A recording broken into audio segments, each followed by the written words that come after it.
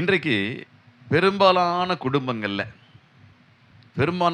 குடும்பங்கள்ல சில பிரச்சனைகள் வரும்போது, அந்த குடும்பத்தில் இருக்கிற பெற்றோர்களும், பெரியவர்களும் சொல்லுகிற வார்த்தை என்னவாக இருக்கும்?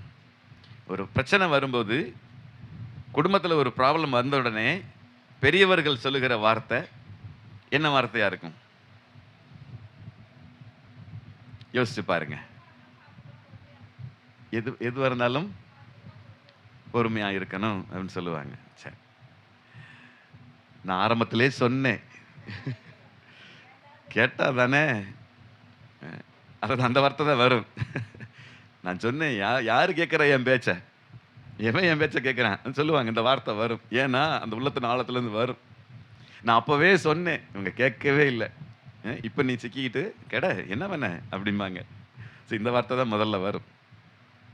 இது சொல்லிட்டே போகலாம். இந்த மாதிரி நிறைய இந்த வார்த்தை அடுக்கடுக்கா வந்துக்கிட்டே இருக்கும். இது எங்கிருந்து ஆரம்பிச்சிச்சு இந்த வார்த்தை? இது அடிப்படை எங்கிருந்து ஆரம்பிச்சிச்சு தெரியுங்களா? ஆதாம்கிட்ட ஆரம்பிச்சிச்சு. ஆதாம் கர்த்தராகிய தேவன் வேண்டாம் என்று விளக்கின விருட்சத்தின் கனியை புசித்ததுனால அன்னைக்கு ஆரம்பிச்சிச்சு. நான் அப்பவே சொன்னேன், வேண்டாம்டா இதை சாப்பிடாதேன்னு சொன்னேன். அன்னைக்கு ஆரம்பிச்சது. இன்னைக்கு வரைக்கும் அது நடந்துகிட்டு இருக்குது.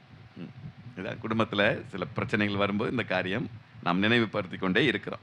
அப்போ ஆதியிலே ஆதாம் தேவனுடைய வார்த்தையை கேட்காமல் அந்த வார்த்தையை மீறி அந்த பழத்தை அந்த கனியை புசித்ததுனால தான் இந்த பயமும் திகிலும் அவனுக்குள்ளே வந்தது. அவன் பயந்து மரத்தின் கீழே, அத்தி மரத்தின் கீழே ஒளிந்து கொண்டான் என்று வேதத்தில் சொல்லப்பட்டிருக்கிறது. செய்யக்கூடாததை செஞ்சிட்டோம்னா அடுத்து என்ன வரும்? பயம்தான் வரும். பயம் வந்தால் என்ன ஆகும்? எங்கேயாவது ஒளிஞ்சுக்கணும் தான் சொல்லு. யாரும் கண்ணு காணாம போய் ஒளிஞ்சுக்கணும். பெரும்பாலான குடும்பங்களில் இந்த காரியங்கள் நடந்து வருகிறது. சரி, அன்றைக்கு கர்த்தராகிய தேவன் சொன்னதை கேட்டிருந்தால், அன்னைக்கு கர்த்தராகிய தேவன் ஆதாமுக்கு சொன்ன வார்த்தையை இன்னும் நம்ம பாஷையில் சொல்ல போனால் சொன்ன பேச்சை கேட்டிருந்தா இன்னைக்கு இந்த நிலைமை நமக்கு வந்திருக்குமா? இன்னைக்கு வந்திருக்காரு. அன்னைக்கே நம்ம ஆதி தகப்பன் பாவம் செய்தான்னு ஏசாயா சொல்றார். உன் ஆதி தகப்பன் பாவம் செய்தான். என்ன பாவம் செய்தான்? கீழ்ப்படியாமை. ஆண்டவர் சொன்ன வார்த்தைக்கு கீழ்ப்படியல. அப்போ இந்த கீழ்ப்படியாமை என்கிற அந்த ஒரு காரியம் இன்றைக்கு ஜனக்கூட்டத்துக்குள்ள, குடும்பத்துக்குள்ள மிகப்பெரிய அளவுக்கு பிரச்சனை கொண்டு வந்துடுது. அதனால தான் நம்முடைய பெற்றோர்களும் முன்னோர்களும் பெரியவர்களும் சொல்லுவாங்க, சொன்ன பேச்ச கேட்டா தானே, சின்னதுலேருந்தே அப்படித்தான் அப்படின்னு சொல்லுவாங்க. பெருமையாகவும் பேசுவாங்க. நான் சொன்னால் கேட்கவே மாட்டாங்க. அது ரொம்ப கொஞ்சம் பெருமையாகவும் பேசிக்குவாங்க. அவன் யார் சொன்னாலும் கேட்க மாட்டாங்க. அது ஒரு பெருமையா? கீழ்ப்படியாமைங்கிறது பெரிய பாவம். நம்ம பெருமைப்பட்டுக்கிறேன். அவன் யார் சொன்னாலும் கீழ்ப்படிய மாட்டாங்க, யார் சொன்னாலும் கேட்க மாட்டாங்க. எங்கேருந்து வந்துச்சு? ஆதாம்கிட்ட வந்து அந்த காலம். இப்போ எங்கேருந்து வந்துச்சு? அங்கேருந்தே வருது. பெற்றவங்க அந்த காரியத்தில் சரியாக இருந்திருந்தாங்கன்னா பிள்ளைகளும் சொன்ன பேச்சு கேட்கும். அப்போ இது நமக்குள்ளே தான் இந்த காரியம் நடந்துகிட்டு இருக்குது. கர்த்தருக்கு மகிமை உண்டாகட்டும். நோவாவின் நாட்களில் சொன்ன பேச்சை கேட்காதவங்க எல்லாத்தையும் தண்ணி மூடி போட்டுருச்சு. நோவா பிரசங்கம் பண்ணி ஜனங்கள்கிட்ட சொல்கிறான், வெள்ளம் வந்து நம்மை வாரிக்கொண்டு போய்விடும், மழை பெய்ய போகுது, தண்ணி வரப்போகுது, நம்மளாம் அழிஞ்சு போயிட போகிறோம், நீங்கள் எல்லாரும் மனம் திரும்பி வாங்க, நான் கட்டுற பேழையில் வந்து எல்லாம் ஏறிக்கங்க அப்படின்னு சொல்கிறான். இவங்க கேட்கவே இல்லை. சொன்ன பேச்ச கேட்டவங்க எத்தனை பேர்? அப்போ அதில் வெறும் 8 பேர் மட்டும்தான். நோவா, அவனுடைய மனைவி, அவனுடைய பிள்ளைகள் சேம், காம், யாப்பேத். இது 3 பேருடைய மனைவிமார்கள். அப்போ மொத்தம் 8 பேர் தான். இந்த 8 பேர் மட்டும்தான் காப்பாற்றப்பட்டார்கள். இவங்கெல்லாம் சொன்ன பேச்சை கேட்டவங்க. அப்போ சொன்ன பேச்சை கேட்காதவங்கெல்லாம் தண்ணியில் அழிஞ்சிட்டாங்க. இதுதான் சத்தியம். ஆகவே அருமையான கர்த்தருடைய பிள்ளைகளே, இன்றைக்கு வரைக்கும் நோவாவின் பேழையிலே காக்கப்பட்டவர்கள் தவிர, இந்த ஆலயத்திலே காக்கப்பட்டிருக்கிற உங்களை தவிர மற்ற எல்லாரும் அழிந்தே போவார்கள் என்பதுதான் சத்தியம். நம்ம பாஷையில் சொல்லுவோம், சொன்ன பேச்சை கேட்காதவங்களுக்கெல்லாம் அழிவு நிச்சயம். இப்போவே கேட்டுக்கங்க, இப்போவே கேட்டு மனம் திரும்பிக்கங்க, கடைசி வாய்ப்பை பயன்படுத்திக்கங்கன்னு ஆண்டவர் சொல்கிறார். இந்த தவறை இன்னைக்கு வரைக்கும் ஜனங்கள் செய்து கொண்டிருக்கிறார்கள். இன்னைக்கு வரைக்கும் அந்த தவறு நடந்துட்டு இருக்கு. எந்த தவறு?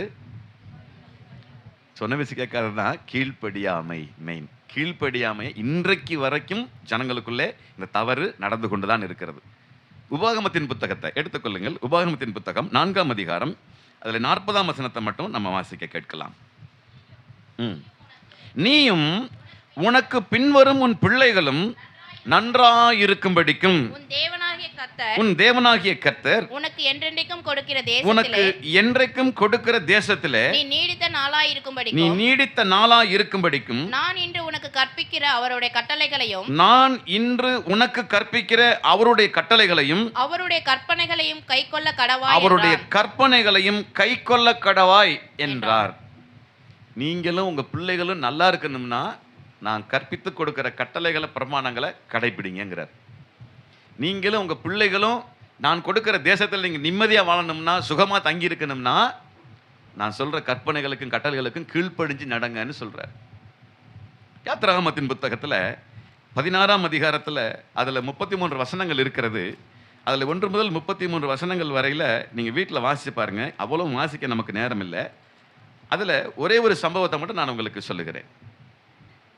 நான் ஏற்கனவே அதை நான் ஆரம்பத்தில் நான் உங்களுக்கு சொல்லி இருக்கிறேன். கர்த்தராகிய தேவன் எகிப்து தேசத்திலிருந்து ஜனங்களை மோசேயின் மூலமாக, மோசே ஆரோன் என்பவர்கள் மூலமாக அவர்கள் கானான் தேசத்துக்கு பயணமாய் புறப்பட்டு வந்தாங்க.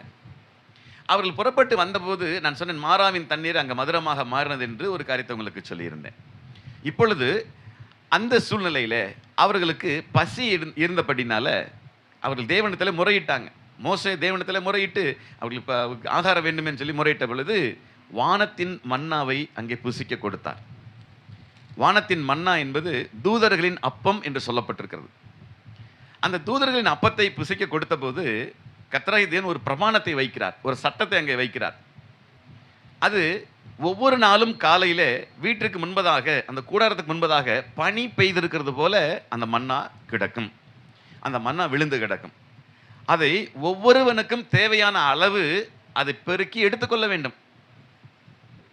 அந்த மன்னாவை பொறுக்கி எடுத்து அதை சுத்தம் செய்து அதை உரலிலே போட்டு இடித்தாவது அல்லது மாவாக அரைத்தாவது அப்பங்களாக பணியாரங்களாக சுட்டு சாப்பிட வேண்டும்.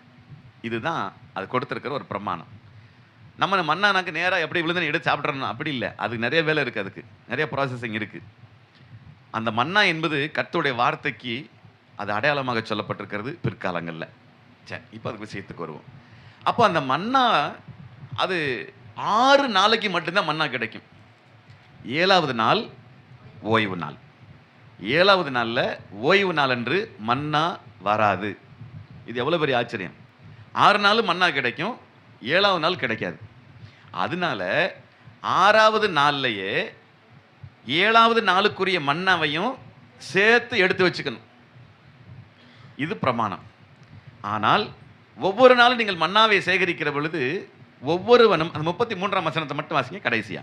மேலும் மோசே ஆரோனை நோக்கி, நீ ஒரு கலசத்தை எடுத்து அதிலே ஒரு ஓமர் அளவு மன்னாவை போட்டு அதை உங்கள் சந்ததியாருக்கு காப்பதற்கு கர்த்தருடைய சன்னதியிலே வை என்றான். கர்த்தர் மோசேக்கு கட்டளையிட்டபடியே அது காக்கப்படும்படி ஆரோன் அதை சாட்சி சந்நிதியில் வைத்தான். இஸ்ரவேல் புத்திரர் குடியிருப்பான தேசத்திற்கு வருமட்டும் 40 வருஷம் அளவும் மன்னாவை புசித்தார்கள். அவர்கள் கானான் தேசத்தின் எல்லையில் சேரும் வரைக்கும் மன்னாவை புசித்தார்கள். ஒரு ஓமரானது எப்பாவிலே 10ல் ஒரு பங்கு. ஒரு ஓமரானது எப்பாவில் 10 பங்கு, ஒரு பங்கு, 10ல் ஒரு பங்கு. அந்த 10 அதோட முடிஞ்சு, அதோட வசனம் முடியும். அப்போ அவனவன் புசிக்க தகுந்த அளவு மட்டும்தான் சேகரிக்கணும். இப்போ நான் ஒரு பிளேட் சாப்பிடுவேன்னா ஒரு பிளேட்டுக்கு தகுந்த மாதிரி தான் எடுத்துக்கணும். அதன் இரவில் மிச்சம் வச்சிருந்தா, மீதி வச்சிருந்தா அது புழு பிடிச்சிரும், பூச்சி வச்சிரும், கெட்டு போயிடும், கெட்டு நாரி போயிடும். அதே போல முதல் நாள் மன்னாவை அப்படி கர்த்தர் பொழிந்து அங்கே கொடுத்தாரு. ஜனங்கள் ஆர்வத்தெல்லாம் எடுத்து நம்ம பழக்கம் என்ன, நாளைக்கு வச்சுக்குவோம் அப்படின்னு சேமிச்சு வச்சாங்க. யாரெல்லாம் அதிகமாக எடுத்து வச்சாங்களோ, யாரெல்லாம் சொன்ன பேச்சை கேட்காம சேகரித்து வச்சாங்களோ அத்தனை பேருடைய மனம் பூச்சி பிடிச்சிருச்சு. பூச்சி பிடித்து நாற்றம் எடுக்குது. மோசே கடுங்கோபமாயிருச்சு. சொன்னல முதையே எடுத்து வைக்காதீங்கன்னு சொன்னோம்ல, நாளைக்கு தேவை நாளைக்கு கிடைக்கும் இல்லை, அன்றன்றைக்கு அதன் பாடு போதும். அடுத்த நாள் மண்ணா அடுத்த நாள் கொடுப்பாரு. மீதம் வச்சிருந்தா அது கெட்டு போயிடும். ஆனால் ஒரு அதிசயம் பாருங்க, 6வது நாள் பெய்யக்கூடிய மண்ணா 7வது நாள் கெடாது. அது எப்படி? அதுதான் கர்த்தர் சொன்ன வார்த்தை. அந்த வார்த்தை தான் நடக்குது. அந்த வார்த்தையின்படி கெட்டு போகாது. கர்த்தர் சொல்லிட்டாரு, 6வது நாள் நீ சேர்த்து எடுத்து வச்சுக்க, அது 7வது நாள் கெடாது. ஆனா நீ 1ஆவது நாளே எடுத்து சேர்த்து வச்சினா அது கெட்டு போயிடும். எப்படிப்பட்ட அதிசயத்தை கர்த்தர் செஞ்சிருக்கிறாரு பாருங்க. அன்றைக்கு சொன்ன பேச்சை கேட்காதவங்க எல்லாம் மோசே சத்தம் போடுறாரு. உங்களுக்கெல்லாம் எவ்வளவு சொல்றது நானு, சேர்த்து வைக்காதீங்கன்னு சொன்னேன்ல, ஏன் அப்படி செய்யல, ஏன் இந்த வார்த்தையை கேட்கலன்னு சொல்லி கடிந்து கொண்டாருன்னு அதே 16ஆம் அதிகாரத்தில் சொல்லப்பட்டிருக்கு. நீங்க வீட்டில் வாசிச்சு பாருங்க. இது ஒரு நல்ல ஒரு அதிகாரம். இதை வாசித்து நீங்கள் பயன்பெற்றுக் கொள்ளுங்கள். கர்த்தர் உங்களை ஆசீர்வதிப்பாராக. உபாகமத்தின் புத்தகம் 5ஆம் அதிகாரம் 10ஆம் வசனத்துக்கு வாங்க. இப்ப உபாகமத்தின் புத்தகம் 5ஆம் அதிகாரம் 10ஆம் வசனத்துக்கு. என்னிடத்தில் அன்பு கூர்ந்து என் கற்பனைகளை கைக்கொள்கிறவர்களுக்கோ 1000 தலைமுறை மட்டும் இரக்கம் செய்கிறவராய் இருக்கிறேன். நம்ம பாஷையில சொல்றேன், என்னிடத்தில் அன்பு கூர்ந்து நான் சொன்னபடி கேட்கிறவங்களுக்கு 1000 தலைமுறை மட்டும் இரக்கம் செய்கிறவராக இருக்கிறேங்கிற. சொன்ன பேச்ச கேட்கிறவங்களுக்கு 1000 தலைமுறை மட்டும் நான் இரக்கம் செய்கிற தேவனாய் இருக்கிறேன்னு கர்த்தர் சொல்றாரு. நம்ம எந்த லிஸ்ட்ல இருக்கிறான்? நாளைக்கு வேணும்னு சேர்த்து வைக்கிற கூட்டத்தில் இருக்கிறோமா? அதிசயத்தை மட்டும் பார்த்து வாங்கிட்டு அப்படியே ஓடி போற கூட்டத்தில் இருக்கிறோமா? யோசிச்சு பாருங்க. சொன்ன வார்த்தையை கேட்கணும், கட்டளைகளுக்கும் கற்பனைகளுக்கும் கீழ்ப்படிந்து நடக்கணும். அப்படி நடக்கிறவர்களுக்கு, கற்பனைகளை கைக்கொள்ளுகிறவர்களுக்கு கர்த்தர் 1000 தலைமுறை மட்டும் இரக்கம் செய்கிற தேவனாய் இருக்கிறார். சொன்ன பேச்சு கேட்காதவங்களுக்குலாம் அப்புறம் இருக்கு. சகோதரி சொன்ன போல கண்ணாடி கடல் ஒரு பக்கம் இருக்குது, இன்னொரு பக்கம் என்ன கடல் இருக்குது? அக்கினி கடல் இருக்குது. அக்கினியும் கந்தகம் எரிகிற கடல் இருக்குது. பார்த்துக்கங்க. கர்த்தருக்கு மகிமை உண்டாகட்டும். உபாகமத்தின் புத்தகம் 28ஆம் அதிகாரத்தில் 1, 2 ஆகிய வசனங்களை வாசிக்கலாம். 28ஆம் அதிகாரம். இன்று நான் உனக்கு விதிக்கிற உன் தேவனாகிய கர்த்தருடைய கட்டளைகளின்படியெல்லாம் செய்ய நீ கவனமாய் இருக்கும்படிக்கு அவர் சத்தத்திற்கு உண்மையாய் செவி கொடுப்பாயானால் உன் தேவனாகிய கர்த்தர் பூமியில் உள்ள சகல ஜாதிகளிலும் உன்னை மேன்மையாக வைப்பார். என்ன சொல்றாரு? நான் சொன்ன மாதிரி சொன்ன பேச்சை கேட்டிருந்தா இந்த உலகத்தில் இருக்கிற சகல ஜனங்களிலும் உன்னை மேன்மையாக வைப்பேன்கிறார். நீ உன் தேவனாகிய கர்த்தரின் சத்தத்துக்கு செவி கொடுக்கும்போது இப்பொழுது சொல்லப்படும் ஆசீர்வாதங்கள் எல்லாம் உன்மேல் வந்து உனக்கு பலிக்கும். அந்த 14 வசனம் வரைக்கும் ஆசீர்வாதமா சொல்றாரு. நான் சொன்ன பேச்சை கேட்கறவங்களுக்கெல்லாம் இந்த ஆசீர்வாதங்கள் உண்டாகும், இந்த ஆசீர்வாதங்கள் உண்டாகும் சொல்லி எல்லா ஆசீர்வாதங்களும் சொல்றாரு. அதை வீட்டில் போய் நீங்க வாசிச்சு பாருங்க. 15ஆம் வசனத்துல ஆரம்பிக்கிறாரு. வாசிங்க, அதை ஒண்ணு மட்டும் வாசிங்க. இன்று நான் உனக்கு விதிக்கிறேன் உன் தேவனாகிய கர்த்தருடைய எல்லா கற்பனைகளின்படியும் கட்டளைகளின்படியும் நடக்க கவனமாய் இருக்கிறதற்கு அவர் சத்தத்திற்கு செவிகொடாதே போவீர்களாகில் இப்பொழுது சொல்லப்படும் சாபங்கள் எல்லாம் உன்மேல் வந்து உனக்கு பலிக்கும். அவ்வளவுதான். சுருக்கமா வாய்ப்பாடு மாதிரி முடிச்சிட்டாரு. நான் சொன்னபடி கேட்டு நடந்தா 1000 தலைமுறை வரைக்கும் இரக்கம் செய்வேன். நான் சொன்னபடி நீங்க கேட்கலைன்னா நான் சொல்ற எல்லா சாபமும் அவன்கிட்ட வரும்ட்டார். அப்ப கீழ்ப்படிந்தால் ஆசீர்வாதம், கீழ்ப்படியலைன்னா சாபம். சுருக்கமா சொல்லிட்டார். இதை நம்ம மனசுல வைக்கணும். அப்போ ஒரு பயம் வரும் நமக்குள்ள. கடவுளுக்கு பயப்படுகிற பயம் நமக்குள்ள இருக்கணும். நமக்கு தேவைப்பட்ட நேரத்துக்கு மட்டும் கடவுளே கடவுளேன்னு சொல்லிட்டு போய் நம்ம பயந்து உட்கார்ந்துருக்கிற மாதிரி ஆக்டிங் பண்ணக்கூடாது. நீ காலையில் கர்த்தருடைய கண்களை நான் கண்டேன். நீ காலையில் அதிகாலை ஜெபம் பண்ணும்போது நான் நினைக்கிறேன், ஆண்டவரே என்னை விட்டு தூரமாக இருக்கீங்களா, என் பக்கத்தில் காணாம, என் பக்கத்தில் அந்த அசைவே இல்லைன்னு சொல்லி கேட்டுக்கிட்டு இருக்கிறேன். அவரோட பெரிய கண்ணு மாதிரி இப்படி முன்னால் வந்து நிற்கிது. அப்போ எனக்கு பயந்து வெளத்து போயிட்டேன். சகோதரி சொன்னாங்க, அழுகை நிறுத்தவே முடியல. கிட்டத்தட்ட அந்த 4 வரைக்கும் அந்த சம்பவம் இருந்துச்சு, அப்படியே இருந்தது. அப்போ அதை பார்த்த பிறகு பெரிய ஆச்சரியம். ஆண்டவரே நீ எங்கேயோ இருக்கேன்னு நினச்சிட்டு பார்த்தா என் கண் முன்னால் போலோ பெரிய கண்ணு வந்து நின்னா இப்போ இருக்கும். அதுக்கு மகிமை உண்டாகட்டும். அப்போ அவர் எங்கேயோ தூரத்தில் இல்லை, நம்ம கூட தான் இருக்கிறார். கர்த்தர் நம்ம கூடவே இருக்கிறார். மத்திய 28ல் 20ஆம் வசனம் சொல்லுது, வாசிக்க வேண்டாம். இது உலகத்தின் முடிவு பரியந்தம் சகல நாட்களிலும் நான் உங்களுடனே கூடவே இருக்கிறேன்னு சொல்லியிருக்கிறார். சொன்ன சொல் மாறாத தேவன் அவர். அவர் சொன்ன வார்த்தைக்கு நாம் கீழ்ப்படிந்து நடக்க வேண்டும் என்பதுதான் அவர் நம்மை குறித்து விரும்புகிற காரியம். அவர் என்ன விருப்பப்படுறாருன்னா, நான் சொல்றபடி கேட்கணும். இப்போ பெற்றோர்கள் தங்கள் பிள்ளைகளுக்கு சொல்லும்போது, நான் சொன்ன பேச்சை கேட்டு வந்துரு, நான் சொல்ற மாதிரி நட, அப்பதான் நீ நல்ல நிலைக்கு வர முடியும்னு சொல்லி தருவாங்க. இல்லை நல்ல நிலைமைக்கு வராமல் அவங்க கெட்ட நிலைமைக்கு போயிட்டானாக்க சொல்லுவாங்க, நான் அப்பயே சொன்னேன் கேட்டியா அப்படின்னு சொல்லுவாங்க. அதைத்தான் இப்போ அப்பா நமக்கு சொல்லுவார். ஏசப்பாவும் சொல்றாரு, நான் சொன்னேன்ல அன்னைக்கே, தீமையை விட்டு விலகு, நன்மை செய்ன்னு சொன்னேன்ல, பொல்லாதவர்கள் கூட்டத்தில் நிற்காதன்னு சொன்னேன்ல, சொல்லுவார். இதெல்லாம் சொல்லுவார். அதில் ஒரு சில வசனங்களை நம்ம ஆசைக்கு கேட்கலாம். அப்போ நீங்கள் ஆசீர்வாதமாக வாழ வேண்டுமானால் கர்த்தர் சொன்ன வார்த்தைக்கு செவி கொடுக்க வேண்டும். நீதிமொழிகள் புத்தகம் 1ஆம் அதிகாரம் 33ஆம் வசனம். நீதிமொழிகள் 1ஆம் அதிகாரம் வசனம் 33. எனக்கு செவி கொடுக்கிறவன் எவனோ அவன் விக்கினமின்றி வாசம் பண்ணி ஆபத்திற்கு பயப்படாமல் அமைதியாயிருப்பான். யாரு அமைதியா இருப்பாங்க? எதுக்கும் பயப்படாம அமைதியா இருக்கிறவங்க யாருன்னா, கர்த்தருடைய வார்த்தையை, சத்தத்தை கேட்கிறவங்க தான். அதை கேட்டு நடக்கிறவர்கள் தான் பாக்கியவான்கள் என்று வேதம் சொல்லுகிறது. நீதிமொழி 7ஆம் அதிகாரத்திலையும் 1, 2, 3 வசனங்களை நீங்க வாசிக்கலாம். என் மகனே, நீ என் வார்த்தைகளை காத்து நீ என் வார்த்தைகளை காத்து என் கட்டளைகளை உன்னிடத்தில் பத்திரப்படுத்து. என் கட்டளைகளை உன்னிடத்தில் பத்திரப்படுத்து. பத்திரமா வைங்கிறாரு, காப்பாற்றிக்கவும், பத்திரமா உள்ளத்துக்குள்ள வச்சுக்கங்கிறாரு. ஏன்? 2ஆம் வசனம், என் கட்டளைகளையும் என் போதகத்தையும் உன் கண்மணியை போல காத்துக்கொள். உன் கண்மணியை போல காத்துக்கொள், அப்பொழுது பிழைப்பாய். கண்மணியை போல எப்படி காப்பாற்றிக் கொள்றது? கண்ணு இமை பாதுகாக்குது. கண்ணுக்குள்ள ஒரு சின்ன ஒரு துரும்பு விழுந்துருச்சுன்னு வைங்க, ஒரு சின்ன தூசி வந்துருச்சுன்னு வைங்க, என்ன செய்வீங்க? ஒட்டு தொடச்சிக்கிட்டே அது வெளியில வர்ற வரைக்கும். ஏன்னா அதுக்கு அடுத்து வேலை நடக்காது, எந்த வேலையும் நடக்காது. போய் தண்ணியில முழிக்கிறது என்ன, தண்ணி ஊத்துறது என்ன, என்ன அது என்னவாவது பண்ணியாவது, யாராவது ஒருத்தரை கூப்பிட்டாவது எப்ப ஊதி விடுப்பா, என்னன்னா கண்ணுக்குள்ள போயிருச்சு, தூசி போயிருச்சு, அடுத்த வேலை நடக்காது. அப்ப கண்மணியை நீ பாதுகாப்பது போல இந்த கட்டளைகளை நீ பாதுகாத்துக்கொள்ள. உனக்குள்ள உன் கட்டளைகளை, என் கட்டளைகளை உன்னிடத்துல பத்திரப்படுத்திக்கங்கிறாரு. 3ஆம் வசனத்துக்கு அழகா சொல்றாரு, அவைகளை உன் விரல்களில் கட்டி, அவைகளை உன் விரல்களிலே கட்டிக்கல், அவைகளை உன் இருதய பலகையில் எழுதிக்கொள். இருதயமாகிய பலகையில எழுதிக்கொள். கர்த்தருக்கு மகிமை உண்டாகட்டும். நான் சொன்ன வார்த்தைகளை உன் விரல்லையே கட்டிக்கிட்டு போ. எப்போ போனாலும் நீ கையை பார்த்தாக்கு ஞாபகம் வரணும். ஆண்டவர் சொல்லியிருக்கிறாரு, இது செய்யக்கூடாதுன்னு சொல்லியிருக்கிறாரு, இதை செய்யன்னு சொல்லியிருக்கிறாரு, இப்படி நடக்கக்கூடாதுன்னு சொல்லியிருக்கிறாரு. ஞாபகம் வந்துகிட்டே இருக்கணும். ஞாபகம் அடிக்கடி வரணும்னாக்கு எங்க எழுதி வைக்கணுமா? இருதயமாகிய பலகையில எழுதிக்கங்கிறார். இருதயத்திலிருந்து தான் சிந்தனை புறப்படும், இருதயத்தின் ஆழத்திலிருந்து தான் உங்க சிந்தனைகள் வெளிப்படும். அப்ப இருதயத்துக்குள்ள நீ எழுதி வச்சுக்கங்கிறார். இது மறந்துடாத, இதை பத்திரப்படுத்து, அது உன் வாழ்க்கைக்கு பிரயோஜனம். நான் சொன்னபடி நீ கேட்க வேண்டும் என்று கர்த்தர் விரும்புகிறார். யோசுவாவின் புத்தகம், பழைய ஏற்பாட்டுக்கு வாங்க, 1ஆம் அதிகாரம் 8ஆம் வசனத்தை சீக்கிரமா வாசிங்க. இந்த நியாயப்பிரமாண புத்தகம் உன் வாயை விட்டு பிரியாதிருப்பதாக. இதில் எழுதியிருக்கிறவைகளின் படியெல்லாம், இதில் எழுதி இருக்கிறவர்களின் படியெல்லாம் நீ செய்ய கவனமாய் இருக்கும்படி இரவும் பகலும் அதை தியானித்துக் கொண்டிருப்பாயாக. அப்பொழுது நீ உன் வழியை வாய்க்க பண்ணுவாய். அப்பொழுது புத்திமானாயும் நடந்து கொள்வாய். அப்பொழுதுதான் நீ புத்திமானாயும் நடந்து கொள்வாய் என்று கர்த்தர் சொல்லுகிறார். எதை இருதயத்தில் வைக்கணும்? இந்த நியாயப்பிரமாண புஸ்தகம். இதை என்ன செய்யணுமா? இது உன் வாயை விட்டே பிரியாது இருக்கட்டும். அப்படின்னா பக்கத்திலே படுக்கும்போது இப்படி வச்சுக்கணும்னு அர்த்தம் இல்லை, சொல்லிக்கிட்டே இருக்கணும்.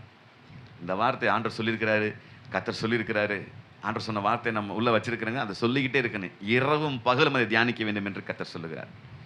அப்படி செஞ்சீங்கன்னா நீங்க பிழைப்பீங்க. அப்படி செஞ்சா நீ உன் வழியை வாய்க்க பண்ணுவாய். அப்பொழுது புத்திமானாயும் நடந்து கொள்வாய். நீ புத்திமானாயும் நடக்க முடியும். சில நேரங்களில் புத்தி பிசகா செஞ்சுட்டு யோசிப்போம், ஐயோ தெரியாம பண்ணிட்டோமே, கைப்பிசகா செஞ்சிட்டோமே அப்படின்னு. ஆனா இந்த கட்டளைகளை உன்னிடத்துல பத்திரப்படுத்தி இருக்கும்போது, இது உன் இருதயத்தில் காத்து கொண்டிருக்கும் போது, நீ எந்த புத்தி பிசகாயும் நடக்க முடியாது. நீ ரொம்ப புத்திமானாய் நடந்து கொள்வாய். ஆச்சரியப்படுவாங்க, எப்படிங்க நமக்கு எட்டாத அறிவு எப்படிங்க அவனுக்கு வந்துச்சுன்னு கேட்பாங்க. அதுக்கு காரணம் என்னன்னா, கர்த்தருடைய வார்த்தையை கீழ்ப்படிந்து அதை நம்முடைய இருதயமாகிய பலகையில எழுதி வைத்து அதன்படி நடக்க வேண்டும் என்று கர்த்தர் விரும்புகிறார். அதுதான் புத்திமானாய் நடக்க உதவி செய்யும். கர்த்தருக்கு மகிமை உண்டாகட்டும். சங்கீதத்தில் 119:1 நான் வாசிக்கிறேன், கர்த்தருடைய வேதத்தின்படி நடக்கிற உத்தம மார்க்கத்தார் பாக்கியவான்கள். அப்ப கர்த்தருடைய அந்த சத்தம், அவருடைய வார்த்தை, இதன்படி நடக்கிறவர்கள் பாக்கியவான்கள். உத்தம மார்க்கத்தார் அவளுக்கு சொல்லப்பட்டிருக்கு. அப்படி உத்தமமாய் நடக்கிற கர்த்தருடைய பிள்ளைகள் தான் பாக்கியவான்கள். மற்றவங்கெல்லாம் யோசிச்சு பாருங்க. இந்த மதத்தில் நமக்கு கொடுத்திருக்கிற வாக்குத்தத்த பிரமாணம் எரேமியா 11:3 வாசிங்க. ஒருத்தர் எரேமியா 11:3, என் சத்தத்தை கேட்டு நான் உங்களுக்கு கற்பிக்கிறபடியே எல்லா காரியங்களையும் செய்யுங்கள், எல்லா காரியங்களையும் செய்யுங்கள், அப்பொழுது நீங்கள் என் ஜனமாய் இருப்பீர்கள், நான் உங்கள் தேவனாய் இருப்பேன். ஏன்? எப்போ என்னுடைய சத்தத்தை கேட்டு நான் கற்பித்து கொடுக்கிறபடி நீங்கள் நடந்தீங்கன்னா தான் அப்பதான் நீங்க என் பிள்ளைங்கிறாரு. அப்பதான் நான் உங்களுக்கு தேவனாய் இருப்பேன், நீங்கள் என் ஜனமாய் இருப்பீர்கள் சொல்றாரு. இப்ப என் பேச்சை கேட்டு நடக்காம ஒரு பிள்ளை இருக்குன்னாக்க நான் கண்டுக்குவேன். அதை பார்த்து கண்டுக்கவே மாட்டேன். ஏன் நான் சொன்ன வச்சே கேட்க மாட்டேங்க, உனக்கு நான் ஏன் வரணும்? அப்படித்தானே சொல்ல வரும்.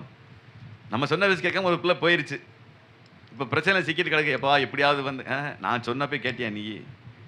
அப்போ அதுதான் ஆரம்பத்துலேருந்து அந்த வந்துகிட்டு இருக்க அந்த பிரச்சனை தொடர்ந்து வந்துக்கிட்டே இருக்குது. இன்னைக்கு கர்த்தர் நம்மோடு கூட பேசுகிற வார்த்தை, சொன்னபடி செய்யுங்கள். நான் சொன்னபடி செய்யுங்க. அவர் சொன்னபடி செஞ்சா பிரச்சனை இல்லை. நம்ம யூகத்துக்கு, நம்ம விவேகத்துக்கு, நம்ம ஞானத்துக்கு செஞ்சோம்னா மாட்டிக்குவோம். கர்த்தர் சொன்ன வார்த்தையின்படி செஞ்சால் மட்டும்தான் பிழைப்பு உண்டு. சரி, அவருடைய வார்த்தைக்கு செவி கொடுப்பது அல்லது அவர் சொன்னபடி செய்வது என்கிற இவைகள் எல்லாம் எதை அதிகமாக வலியுறுத்துகிறது என்றால் கீழ்ப்படிதலை வலியுறுத்துகிறது. கீழ்ப்படிதல் ரொம்ப முக்கியம். பலியிடுவதை பார்க்கிலும் கீழ்ப்படிதல் உத்தமம் என்று சொல்லப்பட்டிருக்கிறது. 1 சாமுவேல் புத்தகத்தில் 15ஆம் அதிகாரம் 22ஆம் வசனத்தில் சொல்லப்பட்டிருக்கிறது. கர்த்தருடைய சத்தத்துக்கு கீழ்ப்படுகிறதை பார்க்கிலும் சர்வாங்க தகனங்களும் பலிகளும் கர்த்தருக்கு பிரியமாயிருக்குமோ? பலியை பார்க்கிலும் கீழ்ப்படிதலும் ஆட்டுக்கடாக்களின் இனத்தை பார்க்கிலும் செவி கொடுத்தலும் உத்தமம். அல்லேலூயா. கீழ்ப்படிஞ்சு நடக்கிறது தான் உத்தமம். இப்போ பழைய ஏற்பாட்டு காலங்களில் கிட்டத்தட்ட ராஜாக்களுடைய அந்த காலகட்டங்களில் பார்த்தீங்கன்னா, ஒரு யுத்தத்திற்கு போகிறதுக்கு முன்னால் தீர்க்கதரிசிகிட்ட போய் கேட்பாங்க, ஆண்டவர்கிட்ட கேட்டு சொல்லுங்க, இங்கே போகலாமா வேண்டாமா, நாங்கள் யுத்தத்துக்கு போனால் ஜெயிப்பேனா ஜெயிக்க மாட்டேனா, எத்தனை பேர் நான் கூட்டிகிட்டு போகட்டும், எத்தனை பேர் போனால் நாங்கள் ஜெயிப்போம், இந்த காரியத்தை கர்த்தருக்கு வாய்க்க பண்ணுவாரா பண்ண மாட்டாரா அப்படின்னு தீர்க்கதரிசிகள்கிட்ட போய் கேட்பாங்க. அப்போ தீர்க்கதரிசியில் கேட்டபோது கர்த்தர் அவங்களோடு பேசுவார். நீ போ, அவனை போக சொல்லு, அவன் போய் ஜெயத்தோட வருவான்னு சொல்லு அப்படின்னு தீர்க்கதரிசிகிட்ட சொல்லுவார்.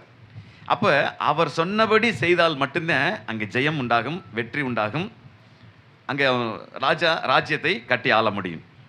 ஆகவே தான் புதிய ஏற்பாட்டு காலத்திலும் கூட கர்த்தராகிய இயேசு கிறிஸ்து அந்த வார்த்தையாகவே பூமிக்கு இறங்கி வந்து நமக்கு ஆலோசனை கொடுக்க அவர் வல்லமையுள்ளவராக இருக்கிறார். இயேசு கிறிஸ்து தம்முடைய சொந்த ஜனங்களுக்காகத்தான் இந்த பூமிக்கு வந்தார் என்று விதத்தில் சொல்லப்பட்டிருக்கிறது. அவரே இறங்கி வந்து கீழ்ப்படிந்து நமக்கு ஒரு முன்மாதிரியை வைத்து விட்டு போனார். பரமபிதாவாகிய தேவனுக்கு அவர் கீழ்ப்படிந்தார். தகப்பனுக்கு கீழ்ப்படி நடக்கிற பிள்ளையாக, மகனாக நடந்து கொண்டார் என்று விதத்தில் நாம் பார்க்கிறோம்.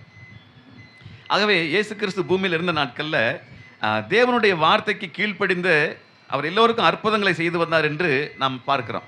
நிறைய நம்ம பார்த்துருக்கிறோம். கர்த்தருடைய வார்த்தை கீழ்ப்படிஞ்சுதான் அவர் அநேக அற்புதங்களை, அதிசயங்களை அவர் நடப்பித்தார் என்று சொல்லப்பட்டிருக்கு. அதில் ஒரு சில காரியங்களை சொல்லி நான் நிறைவு செய்கிறேன். முதல்ல இயேசு கிறிஸ்து இந்த பூமியில் செய்த அற்புதம் அப்படின்னா எதுன்னு சொல்லுங்க? கானாவூர்.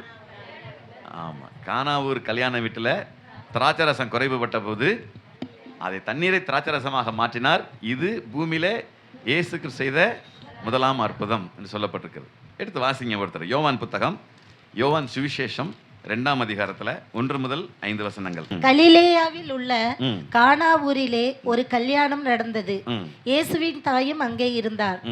இயேசுவும் அவருடைய சீஷரும் அந்த கல்யாணத்திற்கு அழைக்கப்பட்டிருந்தார்கள். திராட்சை ரசம் குறைவுபட்ட போது இயேசுவின் தாய் அவரை நோக்கி, அவர்களுக்கு திராட்சை ரசம் இல்லை என்றார். அதற்கு இயேசு, ஸ்திரீயே, எனக்கும் உனக்கும் என்ன, என் வேலை இன்னும் வரவில்லை என்றார். அவருடைய தாய் வேலைக்காரரை நோக்கி, அவர் உங்களுக்கு என்ன சொல்லுகிறாரோ அதன்படி செய்யுங்கள் என்றார். யூதர்கள் தங்களை சுத்திகரிக்கும் முறைமையின்படி ஒவ்வொரு இப்போ இது என்ன நடந்த சம்பவம் உங்களுக்கு தெரியும். அதனால் மறுபடியும் இந்த விளக்கமாக நான் சொல்ல விரும்பலை. இது காரியத்தில் சொல்லப்பட்டிருக்கிற விஷயம் என்னன்னா, திராட்சை ரசம் குறைவுபட்டு போச்சு. அடுத்து ஜனங்கள் வந்துகிட்டு இருக்கிறாங்க, திராட்சை ரசம் குறைவுபட்டு இல்லை. அப்போ கல்யாண வீட்டில் வந்து இது மரியாளுடைய உறவினர்கள் குடும்பம் என்று வேதத்தில் நம்ம அநேக வரலாற்று ஆசிரியர்கள் இதை தெளிவுபடுத்தியிருக்கிறாங்க. அதனால் இயேசுவும் அழைக்கப்பட்டிருந்தார், அவருடைய தாயாரும் அங்கே அழைக்கப்பட்டிருந்தார்கள். அப்போ இயேசுவின் தாய் மரியாள் என்ன பண்ணுறாங்க, இது திராட்சரசம் குறைவுபட்டதுன்னு சொல்லி கேள்விப்பட்ட உடனே இயேசு கிறிஸ்துட்ட போய் சொல்கிறாங்க, அங்கே அவங்களுக்கு திராட்சை ரசம் இல்லையா அப்படின்னு சொன்னமே, ஸ்திரீயே, உனக்கும் எனக்கும் என்ன, என் வேலை இன்னும் வரல, இன்னும் நான் ஸ்டார்ட் பண்ண ஆரம்பிக்கல அப்படிங்கிறார். அதெல்லாம் மரியாள் காதலே கேட்கல.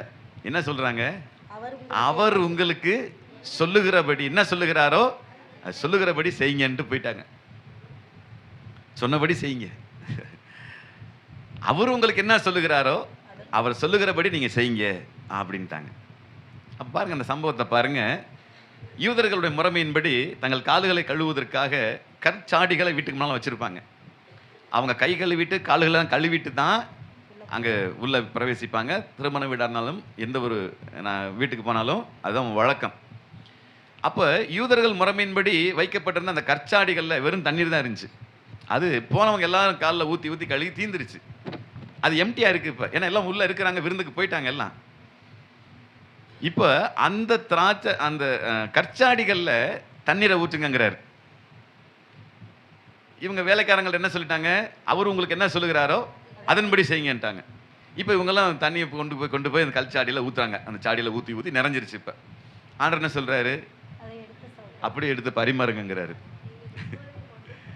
இப்போ போய் பந்தி விசாரிக்க வேண்டாம், கொடுங்க பரிமாறுங்கன்னு சொல்லி கொடுத்துட்டார். எடுத்து கொண்டு போங்கன்ட்டார். நம்மளாம் தானே பண்ணியிருப்போம்.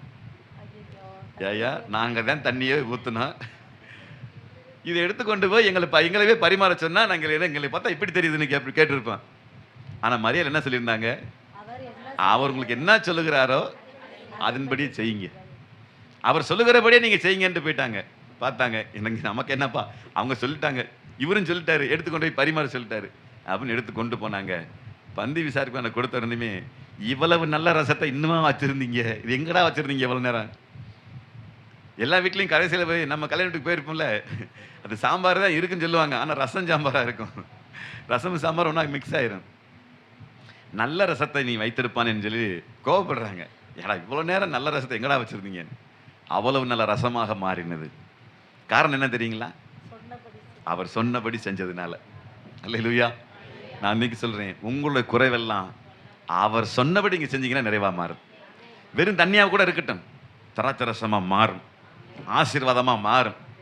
வெறும் தண்ணீரையும் திராட்சரசமாக மாற்றுகிற வல்லமை இயேசுவுக்கு உண்டு, அவரை விசுவாசிக்கிறவங்களுக்கு உண்டு. அப்போ உங்கள் குறைவெல்லாம் மாறணும்னா நீங்கள் செய்ய வேண்டியது என்ன? தண்ணி எடுத்து ஊற்றணுமா? அவர் சொன்னபடி செய்யணும். அவர் சொல்லுகிறபடி நீங்கள் செஞ்சால் அற்புதம் கண்டிப்பாக நடக்கும். அப்போ உங்கள் வாழ்க்கையில் வருகிற எல்லா குறைவுகளும் நிறைவாக மாறும் என்று கர்த்தர் சொல்லுகிறார். ரெண்டாவது ஒரு காரியம், மத்தேயு சுவிசேஷம் 21ஆம் அதிகாரம், அதில் 1ஆம் வசனம் முதல் 7ஆம் வசனம் வரை குறித்துக் கொள்ளுங்கள். நான் உங்களுக்காக நான் சொல்லி முடிக்கிறேன். இயேசு கிறிஸ்து எருசலேமுக்கு போகும்படியாய் அவர் பெத்பேகேயு என்கிற அந்த கிராமத்துக்கு வந்தார்.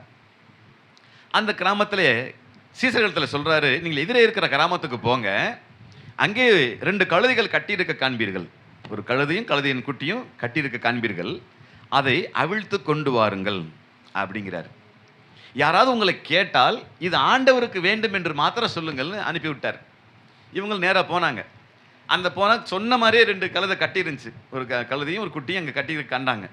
அதை போய் அவிழ்த்தாங்க. அவுக்கும்போது அவர் சொன்ன மாதிரியே கேட்டாங்க, எதுக்குப்பா அந்த கழுதை அவுக்குறீங்க அப்படின்னு கேட்டாங்க. அவங்க என்ன சொல்லியிருப்பாங்க? இது ஆண்டவருக்கு வேண்டும்னு மட்டும் சொல்லியிருக்கேன். நம்ம ஊரில் வந்து சாதாரண ஒருத்தன் கழுதை அவுத்துட்டு போயிட முடியுமா? நம்ம ஊரில் நம்ம வீட்டுக்கிட்ட வந்து யாராவது மாட்டை அவுத்துட்டு போயிட முடியுமா? கேட்க மாட்டாங்களா? யாரா அவுக்கிறது, யாரா நீ என்னடான்னு கேட்பாங்களா இல்லையா? ஆண்டவர் சொன்ன மாதிரி சொன்னதுனால தப்பிச்சாங்க. அன்னைக்கு ஏய் நாங்கள் அப்படி தானே அவுத்துட்டு போவோம் அப்படின்னு சொல்லியிருந்தாங்கன்னு வைங்க, அடி தும்முன்னு விழுந்திருக்கேன். இவங்க என்ன சொன்னாங்க? இது ஆண்டவருக்கு வேண்டும் அப்படின்னு மட்டும் சொன்னாங்க. அப்படியே அவுத்துட்டு போங்கன்ட்டான். வேற மாதிரி சொல்லியிருந்தா நினைச்சு பார்த்துக்கோங்க. நீங்க வேற மாதிரி சொல்லிடக்கூடாது, அதுக்கு தான் ஞாபகப்படுத்துறேன் உங்களுக்கு.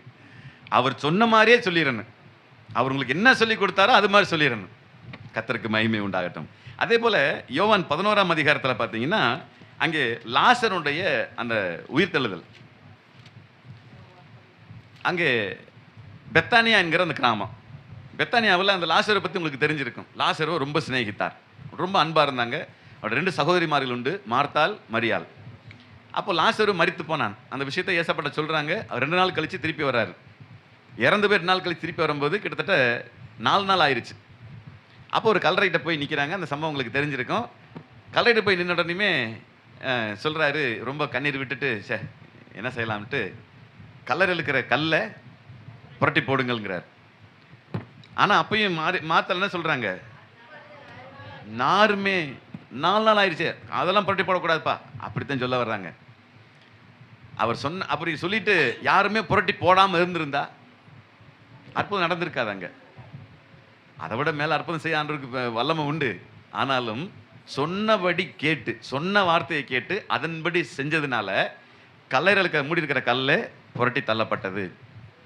அதுக்கப்புறமா லாசருவே வெளியே வா அப்படின்னு சொல்றாரு. அவன்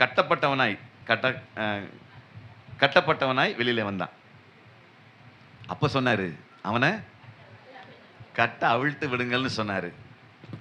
பயந்துட்டு எல்லாம் ஓடி இருந்தா, ஐயோ இப்ப நம்மளால அப்படித்தான் தூக்கிட்டு போகும்போது உயிர் வந்துருச்சுன்னா எப்படி இருக்கு? போட்டு ஓடிடுவாங்க, குழியில இருந்து எடுத்துட்டு ஓடிடுவாங்க. அப்ப கர்த்தர் சொன்னாரு லாசருவை பார்த்து, சொன்ன வார்த்தையின்படியே லாசரு வெளியே வந்தான். அவனை கட்ட அவிழ்த்து விடுங்கள்னாரு. கட்ட அவிழ்க்கப்பட்டாச்சு. அவன் ஜீவனோடு கூட இருந்தான். கர்த்தராகிய இயேசு கிறிஸ்துவுக்கு சாட்சியாக வாழ்ந்தான் என்ற விதத்தில் லாசருவை குறித்து சொல்லப்பட்டிருக்கிறது. அடுத்த ஒரு வசனத்தை யோவான் 9ஆம் அதிகாரம் 7ஆம் வசனத்துல சொல்லியிருக்கு. அங்கே பிறவிக்குள்ளனாய் இருந்த ஒருவன் இருந்தான். அவனுடைய கண்களிலே அவர் உமிழ்நீரை உமிழ்ந்து சேருண்டாக்கி அது கண்களிலே பூசி, நீ போய் சீலோவாம் குளத்திலே கழுவு என்றார். கழுவு என்றார். சீலோவாம் என்பதற்கு அனுப்பப்பட்டவன் என்று அர்த்தமாம். அப்படியே அவன் போய் கழுவினான். பார்வையடைந்தவனாய் திரும்பி வந்தான். அல்லேலூயா, அல்லேலூயா. சித்தர் சொல்றாரு, கண்ணு தெரியல, பிறவிலே கண்ணு தெரியல. அவர் உமிழ்நீரை எச்சி துப்பி சேர குழப்பி கண்ணுல பூசி, நீ போய் குளத்துல சீலோவாம் குளத்துல போய் கழுவுன்ட்டார். நம்மளால என்ன பண்ணிருப்பாங்க? இன்னும் அது ஏதோ ஒரு இது வல்லமை இருக்குன்னா அப்படி கையை தொட்டு கண்ணில் இப்படி வச்சு அப்படியே வல்லமை இறங்கிட்டு கண்ணு திறக்கப்பட்டு அப்படின்னா கூட நம்பி இருக்கலாம்னு வைங்க.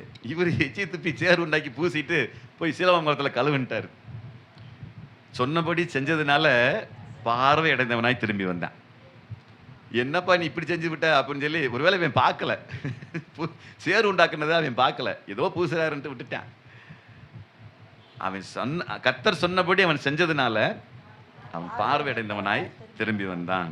கர்த்தருக்கு மகிமை உண்டாகட்டும். சீலோவாம் என்பதற்கு அனுப்பப்பட்டவன் அர்த்தம். சங்கீதம் 33:9 நம்ம வாசிச்சோம். அவர் சொல்ல ஆகும். இது மாதிரி நிறைய சொன்னாரு. இயற்கைக்கும் கட்டளை இட்டாரு. காற்றை பார்த்து இறையாதே அமைதலா இரு, கடலை பார்த்து இறையாதே அமைதலா இருந்தார். அப்படி நின்றுச்சு. சீசரெல்லாம் ஆச்சரியப்பட்டாங்க, இவர் எப்படிப்பட்டவரோ, காற்றும் கடல் இவருக்கு கீழ்ப்படுகிறதே. நாங்க அதான் சங்கீதம் 33:9 சொல்றார். அவர் சொன்னா அப்படியே ஆகும், அவர் கட்டளை இட்டா அப்படியே நிற்கும். இதுதான் கர்த்தருடைய வார்த்தை. அதனால இன்னைக்கு கர்த்தர் நம்ம கூட பேசுற அந்த வார்த்தை, அவர் சொன்னபடி செய்யுங்கள். இறுதியாக ஒரே ஒரு வசனத்தை நம்ம வாசிப்போம். மத்தேயு சுவிசேஷத்துல 11ஆம் அதிகாரம் 20ஆம் வசனத்தை வாசிங்க. 11ஆம் அதிகாரம் 20ஆம் வசனம் பாருங்க. சொன்ன பேச்சு கேட்காத நிறைய கிராமங்கள் இருந்துச்சு. இவர் நிறைய போய் ஊர்ல போய் அதிசயங்கள் அற்புதங்களை செஞ்சார், பெரிய பெரிய வல்லமையான செயல்களை செஞ்சார். அப்படி செஞ்சிருந்தும் கூட நிறைய பேர் கடினப்பட்டு போனாங்க, மனசுல கடினப்பட்டு போயிட்டாங்க. அதனால அந்த கிராமங்கள் எல்லாம் கடிந்து கொள்ள தொடங்கினார். உங்களுக்கு எவ்வளவுதான் நான் செய்யறது, எவ்வளவு அற்புத அடையாளம் செய்யறது, போங்கடா அப்படின்ட்டு கடிந்து கொள்ள தொடங்கினார்.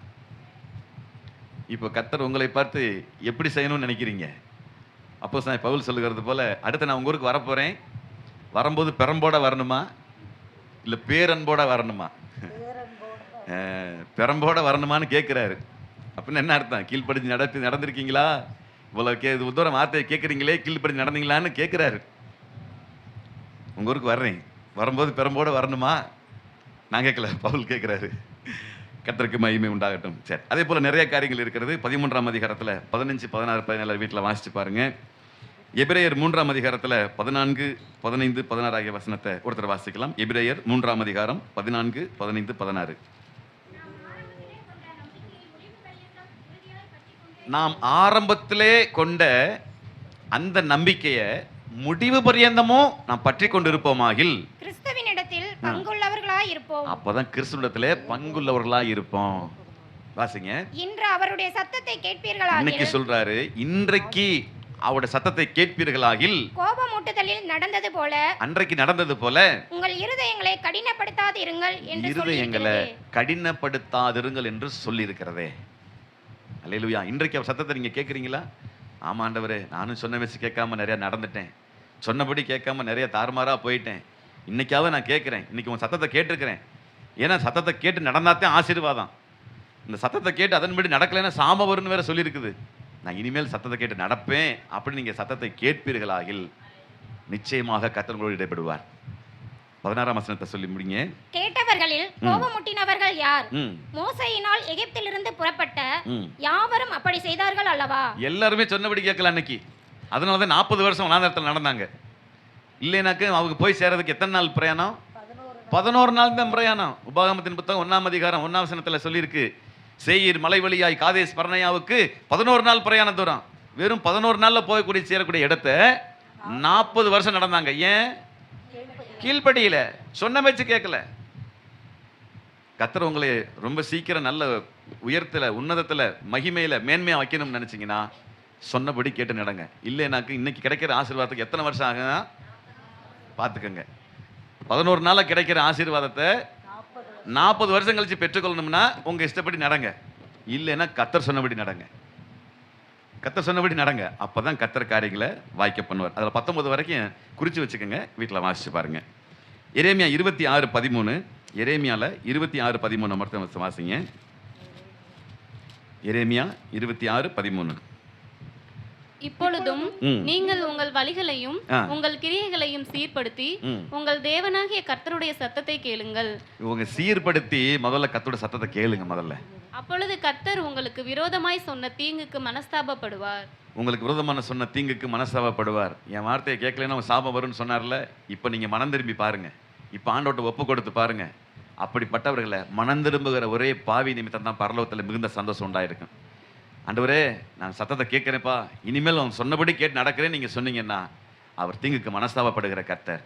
அதே எரேமியாவில் வாசிங்க, 18ஆம் அதிகாரம் 10ஆம் வசனம். 18:10. எரேமியா 18:10. அவர்கள் என் சத்தத்தை கேளாமல் என் பார்வைக்கு பொல்லாப்பானதை செய்வார்களானால் நானும் அவர்களுக்கு அருள் செய்வேன் என்று சொன்ன நன்மையை செய்யாதபடிக்கு மனம் மாறுவேன். அருள் செய்வேன் என்று சொன்ன அந்த நன்மையை செய்யாதபடிக்கு நான் மனம் மாறிடுவேங்கிறார். இப்ப சொல்லியிருப்பார், நீங்கள் உங்களை எல்லாம் கொண்டு போய் கானான் தேசத்தில் சேர்ப்பேன்னு சொல்லியிருக்கிறாருன்னு வச்சுக்கோங்க. இவங்க வழியிலே கேட்க மாட்டோம்ட்டாங்க. நாங்கள் நீ என்ன சொல்றது, நான் என்ன கேட்கறது அப்படின்னு கேட்டு சொன்னதுனால அங்க புறப்பட்டவர்களை ஒருத்தர் கூட போய் சேரலையாம். எகிப்திலிருந்து புறப்பட்டவர்களில் 14 வயசுக்கு மேலே உள்ளவங்க யாருமே போய் சேரல. அதை தான் இந்த வசனம் சொல்லுது. எரேமியா 18:10 இந்த காரியத்தை சொல்றாரு. நான் அருள் செய்வேன்னு சொன்ன காரியத்துக்கு நான் மனஸ்தாபப்பட்டு செய்யாமல் போயிடுவேன், அவங்களை கொண்டு போய் சேர்க்காம போயிடுவேன்னு சொல்லி சொல்றாரு. அதனால நீங்க சொன்னபடி செஞ்சாதான் ஆசீர்வாதம். வழியில் போகும்போதே நீங்க இருதயம் கடினப்பட்டு போச்சுனாக்க கடைசியில் போய் சேர முடியாது. அவர் மனசு மாறிடுவார். நீ கேட்கலாம், என்ன ஆண்டவர் நீங்கள் சொன்னீங்க அதனால தான் புறப்பட்டு வந்தேன், நீங்கள் சொன்னீங்க அதனால தான் சர்ச்சுக்கு வந்தேன், நீங்கள் சொன்னீங்க அதனால இந்த காரியத்தை செஞ்சேன், இப்போ மனசு மாறிடுச்சு உனக்கு, நீங்கள் கீழ்ப்படியாமல் போயிட்டீங்களே, சொன்ன பேச்சு கேட்காம போயிட்டீங்களே, அதனால அவர் கர்த்தரும் மனசு மாறிடுவேன் அப்படின்னு சொல்றாரு. வெளிப்படுத்தின விசேஷம் 3:20 நான் வாசித்து முடிக்கிறேன். இதோ வாசற்படியில் நின்று தட்டுகிறேன், ஒருவரின் சத்தத்தை கேட்டு கதவை திறந்தால் அவனத்தில் நான் பிரவேசித்து அவனோட போஜனம் பண்ணுவேன், அவனும் என்னோட போஜனம் பண்ணுவான். எப்போ சத்தத்தை கேட்டு கதவை திறந்தா நான் உள்ள வருவேன், நான் போஜனம் பண்ணுவேன், அவனும் என்னோட போஜனம் பண்ணுவேங்கிறார். எப்போ சத்தத்தை கேட்டு கதவை திறக்கணும். இப்போ தட்டுறாரு, உங்க இதே கதவை தட்டுறாரு. எஸ் எக்ஸ்கியூஸ் மீ, நான் வரட்டுமா? நீங்க சத்தத்தை கேட்டு எப்போ நீ கதவை ஓப்பன் பண்ணி வாங்க ஆண்டவரே உள்ள வாங்க நீ கூப்பிடுறீங்களோ அப்போ உள்ள வருவாரு, அவர் போஜனம் பண்ணுவாரு, நீங்களும் அவரோட போஜனம் பண்ணுவீங்க.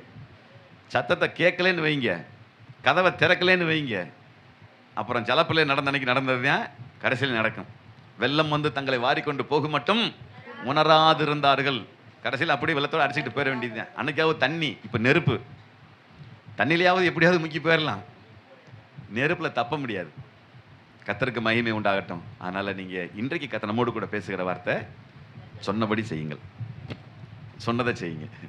கர்த்தர் உங்களுக்கு என்ன சொல்லியிருக்கிறாரோ அதன்படியே செய்யுங்க, அப்பொழுதுதான் பிழைப்பீர்கள். அல்லேலூயா. சொன்னபடி செய்கிறவங்களாம் ஒரு அல்லேலூயா சொல்லுவோமா? அல்லேலூயா. கர்த்தருக்கு மகிமை உண்டாகட்டும். அப்படி எழுந்து நிற்போம். நான் ஆண்டவர் சொன்னபடி நான் செய்கிறேன் அப்படிங்கிறவங்க எழுந்து நின்று நம்ம ஜெபிக்கலாம். கர்த்தருக்கு மகிமை உண்டாகட்டும். ஒருவேளை இந்த நாள் வரை இது தெரியல, இன்னைக்கு தான் இந்த வார்த்தையை கேட்டிருக்கிறேன் அப்படி நீங்கள் நினச்சிங்கன்னா இன்று அவருடைய சத்தத்தை கேட்பீர்களாகில் அப்படி நீங்கள் ஒப்பு கொடுங்க, ஆண்டவர் சமத்தை அர்ப்பணிங்க. நாம் ஜெபிக்க போகிறோம். நல்ல பிதாவே, உமக்கு நன்றி செலுத்துகிற ராஜா. இந்த ஆசீர்வாதமான வேளையில தானமாய் கொடுத்திருக்கிற அன்பு பிள்ளைகள் யாவரோடும் கூட சேர்ந்து உடைய நாமத்தை மகத்துவப்படுத்தும்படி நீர் எங்களுக்கு பாராட்டின மாபெரும் தயவுக்காய் நன்றி செலுத்துகிற ராஜா. இந்த நாளில் நாங்கள் கர்த்தருடைய வார்த்தையை கேட்டிருக்கிறோம், சொன்னபடி செய்ய வேண்டும். இதான் இன்றைக்கு கர்த்தர் எங்களுக்கு இன்றைக்கு கொடுத்திருக்கிற நல்ல ஒரு வார்த்தை. இந்த வார்த்தையின்படி ஆண்டவரே நீர் எங்களுக்கு சொன்னதை நாங்கள் செய்யும்படி எங்களுக்கு உதவி செய்யுங்க ராஜா. உங்களுடைய வார்த்தைகளை எங்கள் இருதயத்தில் பதித்து வைத்திருக்க வேண்டும், எங்களுடைய விரல்களில் கட்டியிருக்க வேண்டும், ஒவ்வொரு நாளும் அதை தியானிக்க வேண்டும், கண்ணின் மணியை போல பாதுகாக்க வேண்டும் என்று நிறைய காரியங்கள் நாங்கள் பார்த்த ராஜா. அதன் பிரகாரம் நீர் எங்களுக்கு சொன்ன பிரகாரம் நாங்கள் இந்த பூமியில செய்து நன்மையை சுதந்திரிக்க எங்களுக்கு உதவி செய்யுங்க.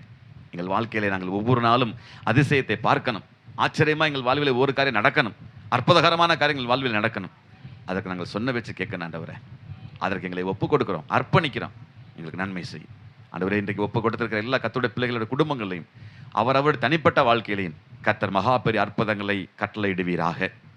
அப்படியே நம்முடைய பிள்ளைகளை ஆஸ்வதிப்பீராக. கரத்தில் ஒப்பு கொடுக்கிறோம், தாழ்த்துகிறோம். இயேசு கிறிஸ்துவ நாமத்தில் வேண்டிக் கொள்கிறோம் நல்ல பிதாவே, ஆமென்.